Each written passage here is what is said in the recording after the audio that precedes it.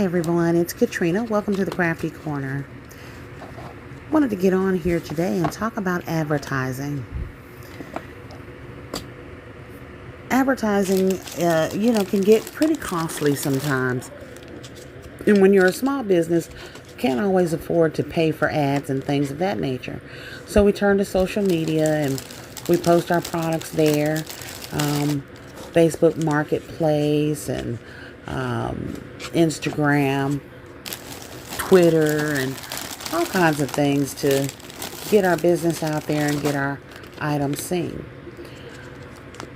One way to add is by word of mouth, or one way to run ads is by word of mouth. And a lot of times word of mouth is your best source. So how do you build advertisements by word of mouth? Well, there are lots of ways to do that. Sometimes it involves giving away free products, which there's nothing wrong with that. However, don't give away all your products because you need to make a profit. All right, so think about things going on in your life. What has someone helped you with lately? What do you got going on that could require you to make a big gift basket to just give to someone to say thank you, or maybe it's their birthday and you didn't know and you just want to give them a little birthday gift. These are ways to advertise for your business, and this is how I do some of my advertisement. I have gotten a lot of orders by word of mouth, and as I told you before, I've always done gifts, but I did mostly mugs, gift mugs, stuffed with beautiful items that people really liked. Well, I started doing that with my daughter's teachers. And that is how I started building my word of mouth reputation. So, a special occasion would come up. There'd be an event at school, and my daughter might have been part of the event. And the teacher that was over the event, of course, they would give away prizes and things like that at the end of the event. So I would make a gift mug for my daughter to give to her teachers. And of course, I would include my business card and things of that nature in there so that they knew where it came from. And yeah, I did get a lot of orders doing this. So it is definitely a great way to build your business and to build your word of mouth tree. And that's what I call it, a word of mouth tree. All right. And this word of mouth tree does extend and goes pretty far. I got orders today for Easter baskets by word of mouth. And these were from some doctors that a couple of them had gotten Christmas mugs from me.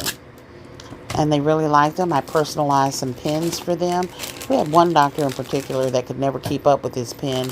So I made him some pins with his names on them. Put them in some coffee cup mug sets and gave it to him for Christmas. And yes, he has become one of my customers. So he asked me for an Easter basket today, and another doctor also asked for one today. So I was very excited to get those two orders. But those came by word of mouth because they knew my work. They had seen some of my videos, and they had also received gifts from me. So what I'm making right now is a gift, and this gift is for a doctor's office. This is not a big office. It's pretty small. There's about 4 to 5 workers in there, so I know that they're all doing several jobs. And I have a procedure coming up, so I wanted to make this thank you gift for his whole office. Now, I could have just did it for the doctor, but it does take an effort, and since the whole office was involved in this effort, I decided to make this for the whole office. And it also gives me more clients to advertise to. So instead of just advertising to the doctor, I'm going to advertise to the entire office. For this particular gift basket, I decided to do a snack basket. I just put some different snacks in there that they can choose from and decide which ones they want. I put some ices in the back. They want to take it home, pop it in the freezer, and have it with dinner tomorrow or later on tonight. There's some pretzels, Cheez-Its in there. They can pick which ones they want. I also added some Rice Krispie treats because I thought this would add some balance to the bottom and give them another choice of a type of snack that they may want. I've had other events come up where I just wanted to give someone a thank you. If maybe someone's birthday, if you work full-time like I do, we have a calendar that comes out with people's birthdays on it. And every now and then I'll randomly pick someone that has always been very helpful to me, and just to let them know that I appreciate them and wish them a happy birthday with a free gift. All right, these are all write-offs for taxes that you can claim when you file your taxes. So you're not losing anything by giving someone a gift. So don't give all your products away. But this basket here was no more than $8 to make. I don't even believe it was that much. I will sit down and do the math. But all of these items that I bought in bulk. The two most expensive items in this particular basket are the basket itself, which I paid $1.25 for, and the ices, which I paid $1 for. So that's $2.25, which was the most expensive items in this basket. I'm adding the chips and the candy and the decorative little box there, as well as the shred and paper in there, to be possibly $5. All right, so $7.25. And I'm being generous with that because the candy and all of that may not even be up to $5. But I'll do a precise math on it so that I know exactly what I'm taking out of my company, as well as accounting for that inventory.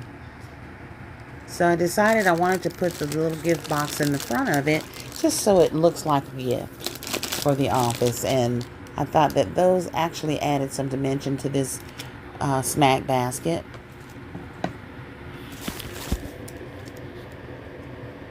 But again, like I said, search your life and things that are going on in your life. Other ways to advertise for free are to make baskets for your local funeral homes.